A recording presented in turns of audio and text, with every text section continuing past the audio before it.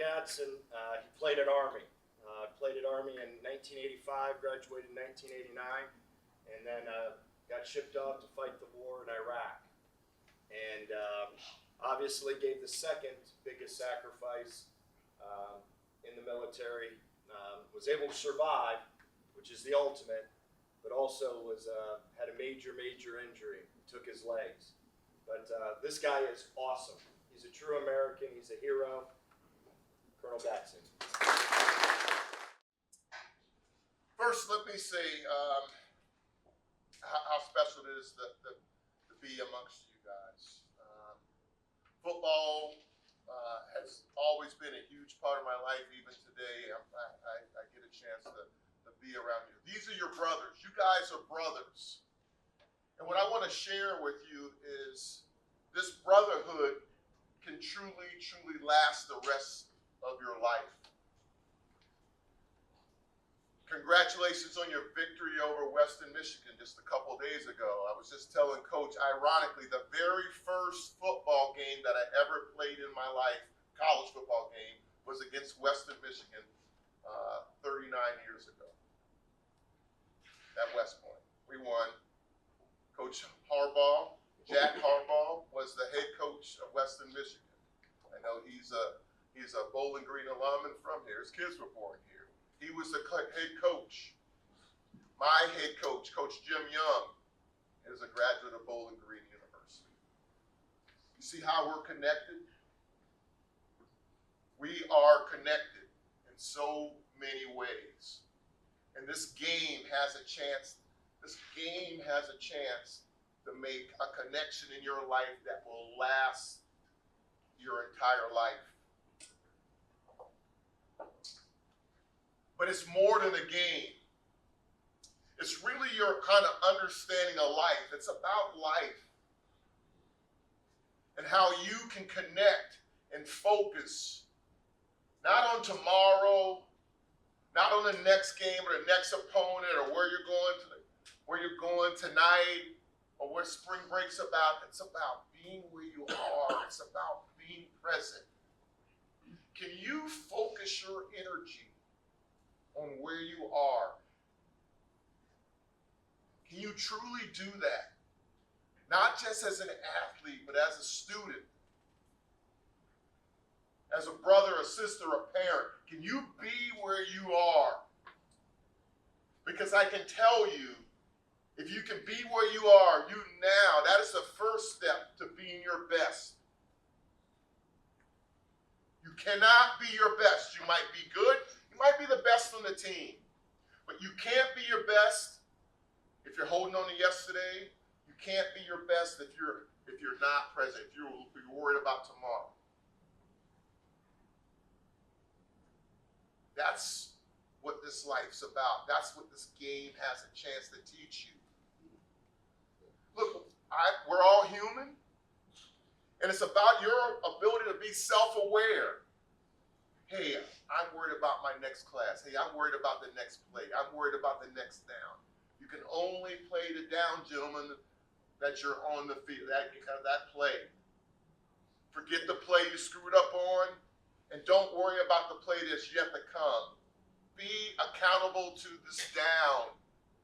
Be accountable to every single thing that you are doing, because that's what we ultimately have control over. That is what we ultimately have control over in our life. And that's what this game was what gave me the beginning of understanding that. I don't control whether we go to war. I don't control what the mission or the call is, but I do control the effort that I'm willing to focus and give to that. That I'm accountable to myself, and I'm accountable to those to the left and right of me. 17 years ago, that was my ultimate test. Coming back from a memorial service for 2 young men and another unit from my brigade that had been killed just 5 days earlier. There ain't nothing like burying your brothers. I mean, I can think about it now and get emotional.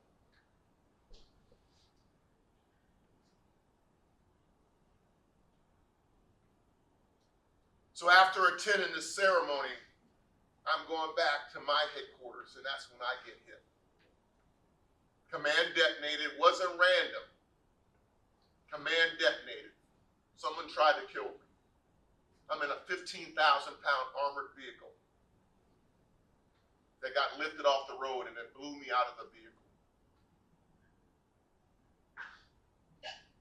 I knew what it was. I was pissed. But very quickly I realized that my life was in danger. I was going to die. The last thing I said, honestly, gentlemen, was, God, I do not want to die in this country. But my teammates, men like you, they found me, resuscitated me, and a 19-year-old kid put the tourniquets in my leg. In fact, the doctors, they saved my life. I went through 129 pints of blood and died 6 times that night. I should not be here. But my teammates saved my life. In the month of May of 2007 in Iraq, 131 U.S. servicemen was paid with their lives. 131 got killed in the month of May of 2007. Imagine going to work in conditions like that. That's what it felt like. Eventually, I lost my legs. I made the decision for them to take my legs. But I didn't quit. I stayed in the Army for another 8 years after I was wounded. And I got connected with the game of football again. One of my brothers, one of my teammates, one of my classmates from West Point, 4 months after I was wounded, asked me to share my story with the New York Giants. They were 0-2 at the time. And I did, and they won a game, and I got to talk to them one more time that season.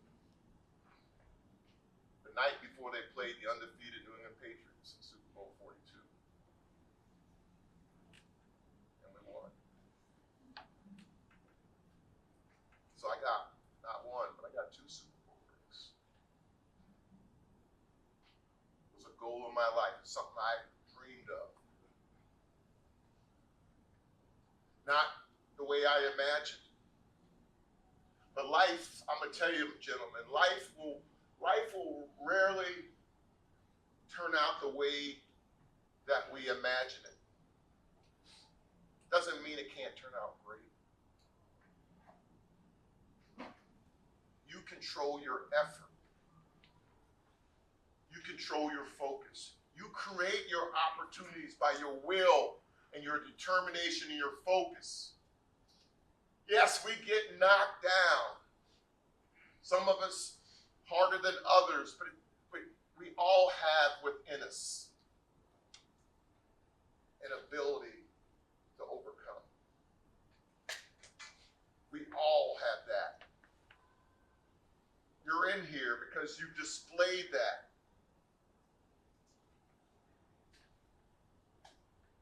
I've been cut. I've been bitched. I've been told I'm not good enough. And it hurts sometimes. But it's a moment. It's a moment where you get to decide, not somebody else. You get to decide whether you're going to accept it or you're going to reject it. Don't complain that the world owes you anything, because this life doesn't owe you a damn thing. But you owe it your best. You own that. There's nothing that says it's going to be fair. Raise your hand if you say if you've had a bad day. All right? And who said it was a bad day? You did. I'm not saying that bad things don't happen. I'm not saying they're not challenges. But typically, when you say you're having a bad day, you've given up on that day. You've given it energy. So the next time you're having some challenge, why don't you say, well, maybe there's something for me to learn in this day. Let me turn into the wind. Let me defy what I'm feeling and find out if there's something for me to, an opportunity, something for me to, a way to grow. You know, we don't grow when everything is going the way we want it. We grow when we get knocked down. We grow when we struggle. So what? Struggle is okay. It's not a bad word. I say it tells you that you're alive.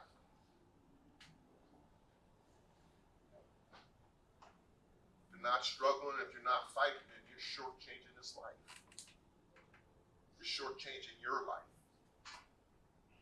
Shortchanging each other. This is the best time of your life. This window here will truly kick the door open for everything that you have in front of you. For everything you have in front of you. I would love to be where you're at, but you know, I had my time and I had my fun in the sun. But I will tell you this, it's not a damn thing I would change. The person that's talking to you is the sum of all those experiences. Good, bad, tough, and different. So I've taken my lumps, but I took them by my choice. And I am blessed. I'll tell you, the night I was wounded, I had a teammate that found out I was wounded. Will Huff, ward number 78, was a defensive tackle. He somehow gets a helicopter ride to where I was at the hospital. Asked my boss if he could stay with me. And he would fly with me all the way from Baghdad to Germany. I don't remember it at all. I was unconscious. But he kept talking. That's how life is, gentlemen. You just never know. But you all got to be trying. You all got to be fighting. You can never give up. And understand that you never do any of this by yourself. You are teammates for life. My teammates were there for me, even when I didn't know it. And I'm sitting here before you all today because of my teammates. So with that, Coach, I'll open the floor for questions. Thank you.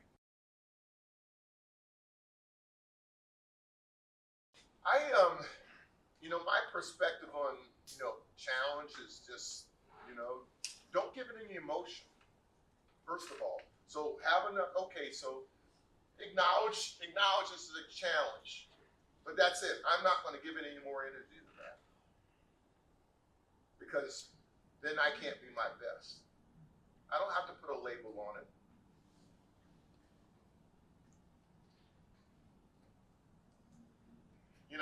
When you're playing a football game, the other team, they're on scholarship too, right? They're fighting too. So.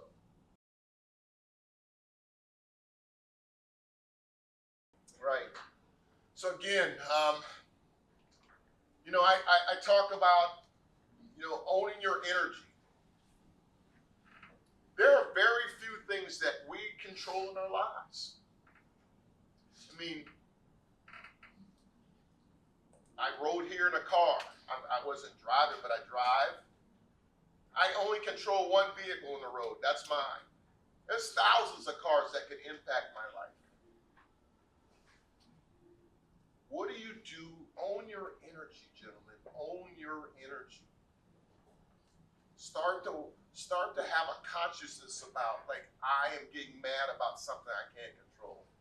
I'm getting frustrated about something I can't control. And say, no, all right, this is not what I want. This is not where I want to be. But what am I going to do about it? Not what is he going to do about it or she going to do about it. What am I going to do about it? Own it. Own your energy and focus it. I need to work harder. I need to be ready for my opportunity when I get out there. Am I going to be ready? Or I had this mindset that I'm never going to get put in. And then when I'm called, I'm not ready. You got to be ready. When I was a second lieutenant in the 1st Gulf War, Desert Shield, Desert Storm, I had a soldier that got wounded. First Staff Sergeant True. My organization, my platoon, we did not do a good job of first aid with him. He didn't lose his life, he didn't lose his leg. But I looked myself in the mirror and said, I will never let this happen again. As long as I'm in charge, I will never let this happen again. Well, 15 years later, it happened. And I was the one that was wounded. And my soldiers had my life in their hands. And they saved my life. They saved my life.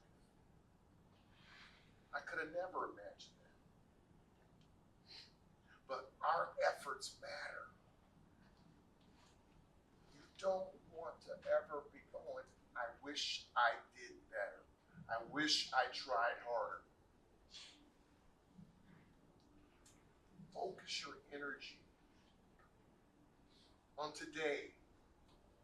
None of us can relive yesterday, and none of us can live a day that we're not promised.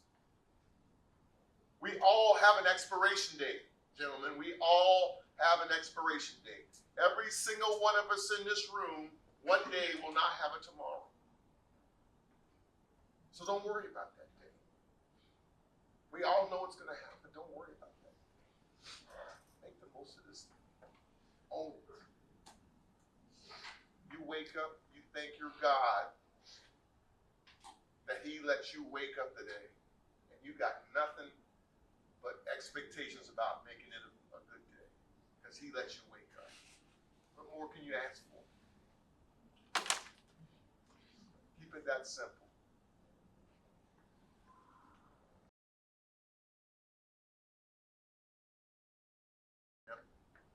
Well, you know, Coach, what I would say is being an athlete is, in a lot of ways, no more different than being a soldier.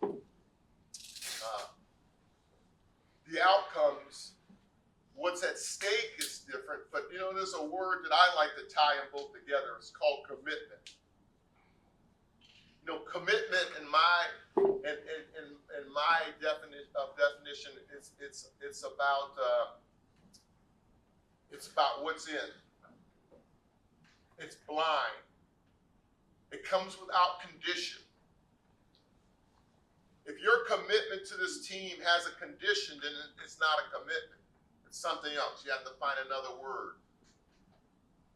To me, commitment is blind, regardless of the circumstances. When you put it all on the line, if you have a heart to put it all on the line, it doesn't matter what's at stake, because you're committed. And so that level of commitment, that level of living up to your standards and the values of this team, of this organization, like a soldier, did I take a shortcut? Did I cut a rep off? Did I go, no, that person's not looking, I'll just take a shortcut? That's not commitment. want you committed. I don't need to be looking over your shoulder. I want to know you're living up to our standard. You're living up to your standard. That's really hard. But you start growing when you do that. You start growing. Because you're willing to hold yourself accountable. And until you hold yourself accountable, you can't hold anybody else accountable. Don't be pushing anybody until you push yourself.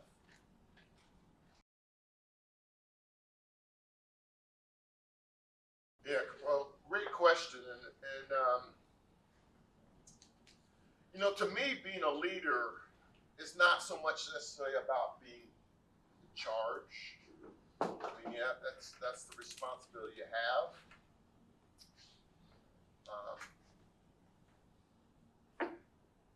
But to me, one of the most important aspects of leadership is being able to listen. To lead with humbleness and humility. I don't have all the answers. And I don't have to convince or be the guy that has all the answers. We solve problems together. Leaders bring people together. We all own the problem. One of our team goals when I played football was win the turnover battle. Well, who owns that? Everybody owns it, right? Offense has got to take care of the ball. The defense has got to get it. That's a team goal. Win sudden change. That again, the team owns that. We turn the ball over. We gotta minimize the damage. No points. Only a field goal, whatever. Can't go out there with our head down going, oh, this sucks.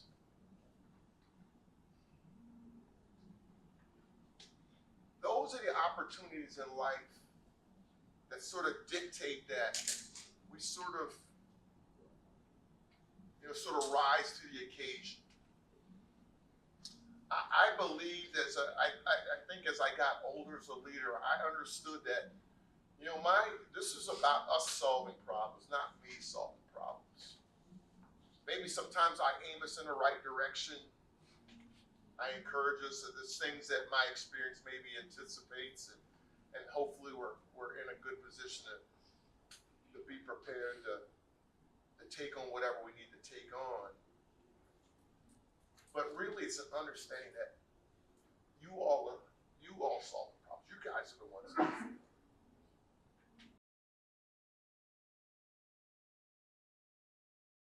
How do you become a man?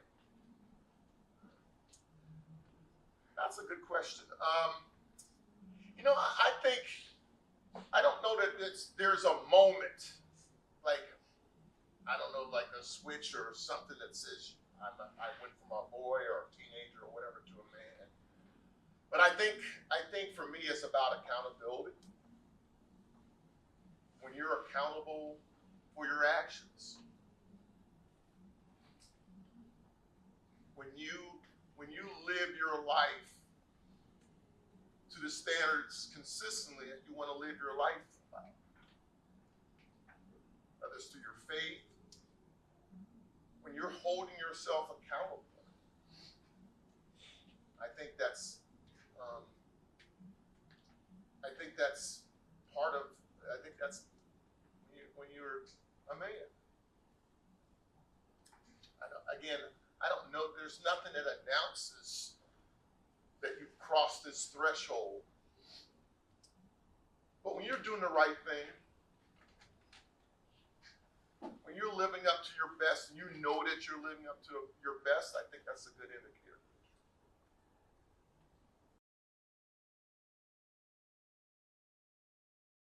Well, look, I think mistakes and things that happen in life, they're part of life. I think part of it is, again, kind of understanding that you don't always have control over those kind of things. Your opponent is out there trying to. There's bad and evil out there that are trying to take something away or whatever. That is life. But for me, Coach, it's really just, it's a matter of just keeping things, for me, as simple as possible. And when I say keeping it as simple as possible, doesn't mean my missions are all simple, doesn't mean that I'm not involved in complex things. But I can only do one thing. I can control my emotions, I can control my part, and I have to lean on everybody else to do their part and to be their best and prepare. That we have a culture. We have a culture of accountability. We have a culture of doing what is right. I don't want to be around somebody. I don't want a workout partner that's not going to push me. I don't want a workout partner that's going to pencil whip my rep card. I want somebody who's going to lift me and challenge me and push me when I don't want to push myself, because I'm going to do the same for them. We lift each other up. That's what a team does. We lift each other up. We're not machines. We're not perfect. We're going to have days that we don't live up to our best. Trust me, I get that. But sometimes we got to look ourselves in the mirror and say, I didn't live up to what I could have been. I didn't live up to my best today.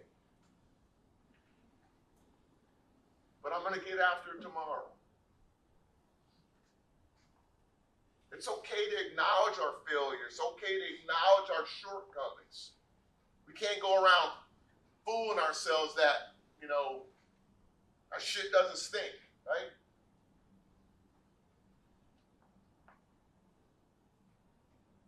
Probably more times than it does.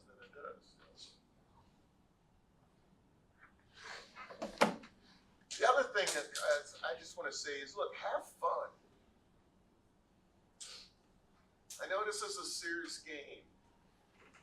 And the stuff I'm talking about is reality. It's tough. But winning and living up to your best, that's fun. When you leave it all on the line, it's okay. My last game I played in my life was a loss. But I didn't feel bad about it, because I know we left it all on the field. The thing I was sad about was that was the last time I was ever going to be on the field. Oh, guys, look, you have a great season going. Everything that you want to accomplish is still in front of you. A lot of people would love to be in a situation where they control their destiny. You guys do. You control your destiny. And it's not an accident. You put a lot of hard work in. But you can always be better. You can always improve. There's always something you can be better at. This season is about, your season in your life is about crescendos. There's some valleys along there, but it's about moving in this trend of always being better. You can be better. You can shock the world. And there's nothing like it. There's nothing like what this sport. It's the greatest sport on earth, because it's complex, that everybody is involved in every single play. We got no other sport like that in the world. You're ever out there at a play and you feel like you're not involved, you should just take yourself out of here. Because you can always be